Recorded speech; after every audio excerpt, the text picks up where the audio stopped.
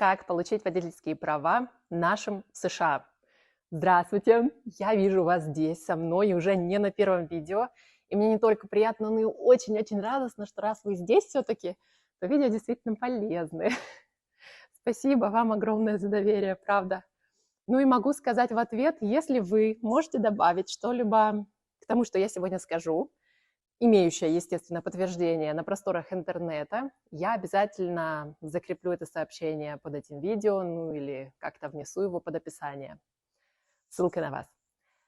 Так, я думаю, что у нас с вами тогда будет классная такая компания, знаете, сильная, многосторонняя, с разных штатов, и каждый сможет внести таким образом свою лепту в общее благое дело. Ну и пока я, собственно, не забыла, зачем мы здесь собрались, давайте пройдемся по пунктам, которые вас вообще сегодня ожидают. Итак, план таков. Несколько полезных блоков, ну и развлекательная часть. Первое. Как получить водительские права нашим в США. Общая информация и вообще можно ли передвигаться на украинских правах. Второе. Какие документы нужны. Третье. Что необходимо знать и как проходить теоретический тест. Естественно, стоимость. Интересные факты. Ну и шестой, виртуальный тест-драйв практической части вождения по шагам на английском и нашем. Итак, как получить водительские права нашим в США? Общая информация, как я уже сказала, и можно ли вообще передвигаться на украинских правах здесь. Для начала, самое главное, что вам нужно понять вообще про Америку, что для того, чтобы перейти улицу, вам нужна машина. Многие города вообще просто не имеют пешеходных переходов, и, в принципе, их система светофоров не предполагает наличие переходящих улицу людей. Движение здесь интенсивное и без перерывов, поэтому не становитесь камикадзе, заводите тачку. Теперь об украинских правах. Нам разрешено ездить в США в течение целого года от момента въезда в страну, не меняя прав на американские. Правда, штат от штата зависит. Но здесь все всегда торопятся их получить, так как driver's license приравниваются к значимости к паспорту. Без него вам не продадут дорогую вещь в магазине, не смогут принять важные от вас документы к рассмотрению. Не имея их, вы почти никто в этой стране, так к вам и относиться будут, ну и так далее. Как же все-таки получить эти самые американское водительское удостоверение в США? Вам нужно сперва приехать в BMV-центр, да, не ослышались, но расшифровывается он как Бюро Motor Vehicles транспорта. Сайт по каждому из штатов можно выбрать, перейдя по ссылке под этим видео. Какие же документы нужны для этого? Первое, ваш паспорт, номер социального страхования, proof of address, I-94, сайт, где взять эту форму, есть прямо под этим видео. Так, о подтверждении места жительства. Это та еще, головная боль, с которой мы тут с BMW боремся уже напрямую, наверное, месяц. Без подтверждения места жительства вы не запишете ребенка в школу, в детский садик, не получите права, не запишетесь в больницу, ну и так далее.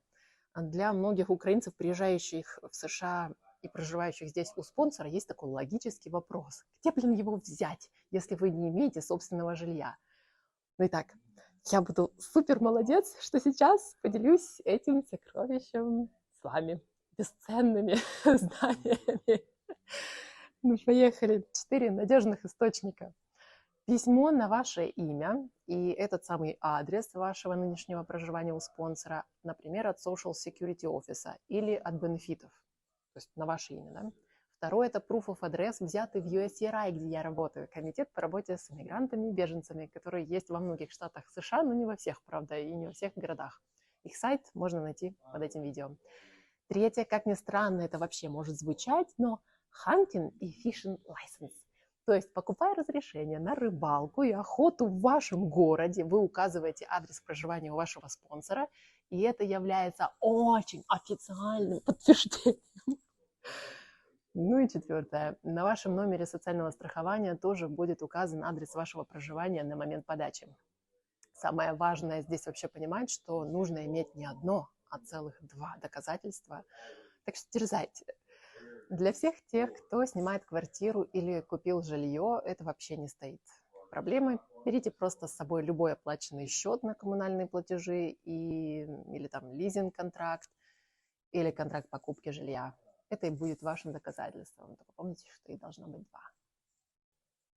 что необходимо знать и как проходить теоретические и практические тесты. Так, для начала очень рекомендую изучить правила вождения в вашем штате. Они отличаются незначительно, но все же. Сайт с англоязычными и русскоязычными учебниками указан под этим самым видео. У вас там скоро уже будет лента для чтения. Или можете сделать, как, собственно, это сделала я, путем проб и ошибок, прохождения онлайн-тестов. Читать было просто скучно, реально. Сайт тоже прилагаю ниже. Экзамен на теорию и практику проходит в 2 этапа. И, скорее всего, с интервалом где-то в неделю.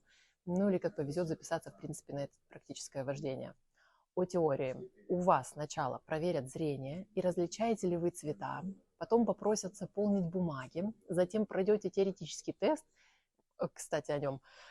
Состоит он из 40 вопросов, и достаточно всего лишь 75% правильных ответов, чтобы его пройти. Такая маленькая хитрость, о которой я хочу, чтобы вы все вспомнили на экзамене.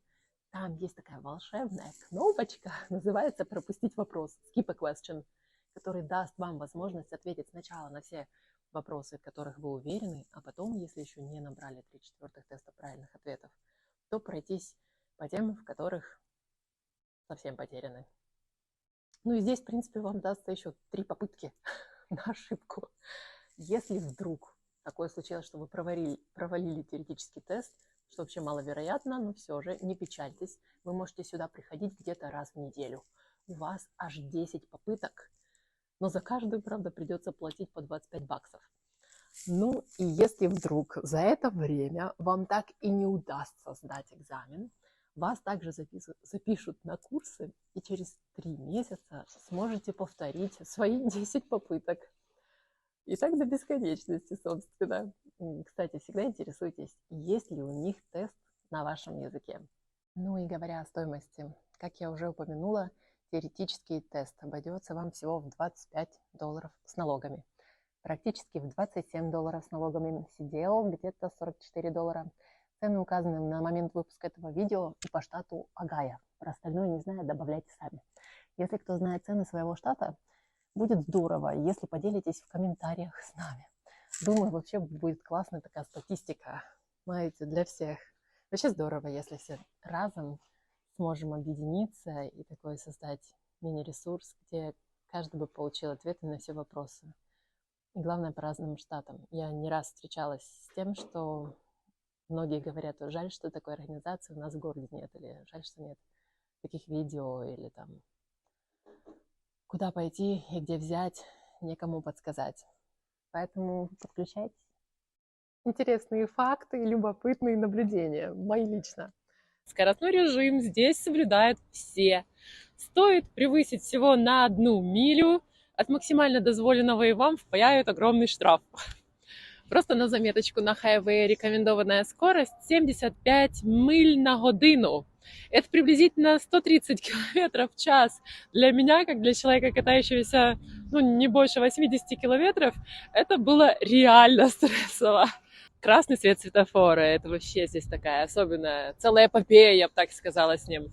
Во-первых, сам светофор стоит уже позади самого перекрестка, что вообще это, в принципе, удобно, знаете, так, чтобы не выворачивать шею, чтобы посмотреть там цвет сигнала. Но к этому реально надо привыкнуть. Я вот вначале пару раз промахивалась, честно говоря, по привычке, знаете как. Во-вторых, здесь можно поворачивать на красный, если, конечно, нет подписи, свидетельствуя о том, что нельзя, если, конечно, нет подписи к той самой подписи, что все-таки можно, но только с крайней правой полосы из 2 полос, поворачивающих направо. Так что, знаете, можно, в принципе, обойтись без утренней газеты, так как, подъезжая там к перекрестку, утром будете увлечены чтением полотна, объяснения к этим самым знакам. Когда школьный автобус делает остановку, вы обязаны тоже остановиться, причем с обоих сторон движения. Учтите, во время его остановки такой знак выдвигается «Стоп», и автоматически включаются камеры, так что всех, кто нарушает, здесь серьезный штраф сразу. Когда едет скорая, все машины на ее пути обязаны прижаться вправо. Здесь, в принципе, можно водить без прав с 15 лет. Правда, должен быть сопровождающий, у которого они все-таки есть. А права подросток потом сможет получить аж только после 18 лет. Вообще люблю американские контрасты. Здесь можно курить марихуану на здоровье в возрасте старше 21. Ну, равно как и распитие алкоголя. К слову об этом, мне уже довелось наблюдать народ, раскуривающий марихуану. Воняет она просто страшно. Не выветривается, я так понимаю, из-за своих тяжелых масел. Поэтому, если побаловались накануне, принятие душа вам не поможет избавиться от этого жуткого, противного, едкого запаха. Здесь целые такие кварталы провонены этой травой. Они, конечно, всегда такие, знаете, эти люди веселенькие, но сразу заметно, кто на ней давно уже сидит по заторможенности реакций. За первое нарушение вождения в нетрезвом виде в течение 10 лет вам впаяют штраф $1000 до тюремного заключения сроком на 1 год. За повторное нарушение в течение этих же 10 лет штраф уже будет 5 штук баксов и тюремный срок на 4 года. А за третье нарушение я, наверное, даже говорить не буду, не стоит вам нарушать. Так что по бокальчику и спать кидайте. Ну и последний сегодняшний пункт. Виртуальный тест-драйв практической части по вождению по шагам на английском языке, так как, скорее всего, не каждому удастся найти украинского или русскоговорящего инспектора по вождению. Помните, что на сам экзамен по вождению вам нужно будет приехать со всем набором документов, плюс той самой бумажкой, такое вот временное разрешение на сдачу практики, машиной, на которой будете проходить этот самый тест, и обязательно у вас спросят ее цвет, номер и модель. Итак, Driving Test Ohio. Экзамен по вождению в Огайо. Часть первая. Проверка автомобиля. Start your car. Заведите вашу машину. Start your car. Turn on your right turn signal. Включите ваш правый поворотный сигнал. Turn on your right turn signal. Turn on your left turn signal. Включите ваш левый поворотный сигнал. Turn on your left turn signal. Step on your brake pedal.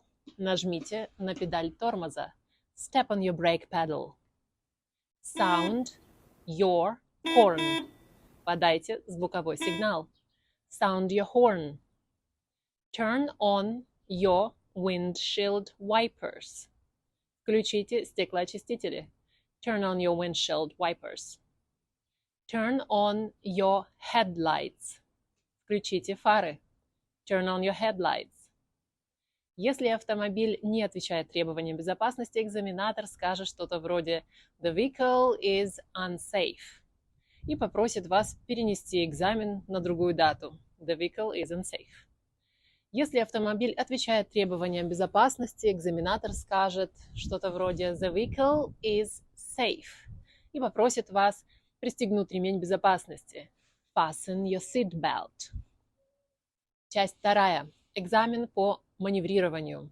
Проходит он, в принципе, в 2 этапа. Одним непрерывным движением баллы будут сниматься за остановку проверки прогресса, задевание маркеров, которые стоят вообще вплотную к машине, ну и непрерывный сценарий тормозного пути.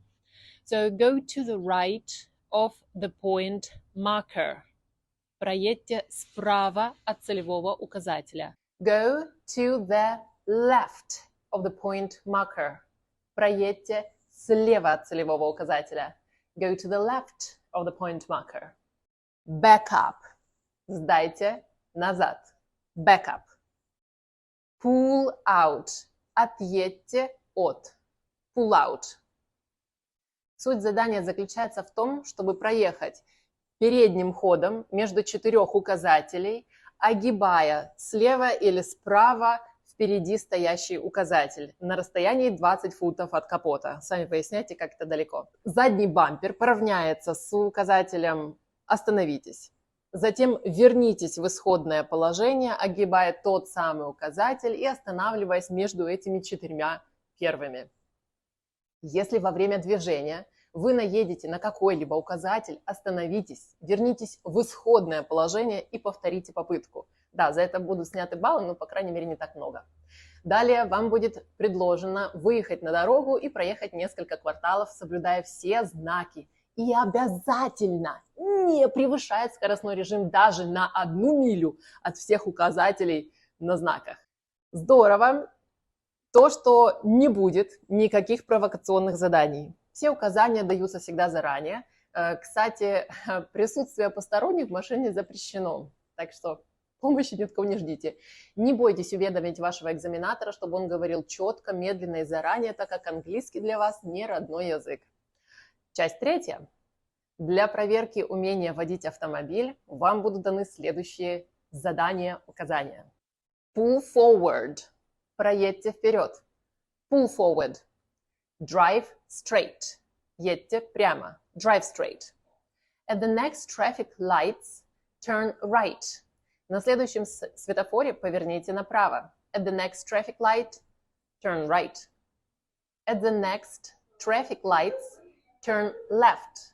На следующем светофоре поверните налево. At the next traffic lights, turn left. At the next street, turn right. На следующей улице поверните направо. At the next street, turn right. At the next street, turn left. На следующей улице поверните налево. At the next street, turn left. Return to the examination station. Вернитесь к экзаменационному пункту. Return to the examination station. Stop the car. Остановите машину. Stop the car. По окончании экзамена вас попросят припарковать машину. На этом все. Надеюсь, вам было интересно и полезно. Спасибо большое за лайки и ваши подписки, ребят.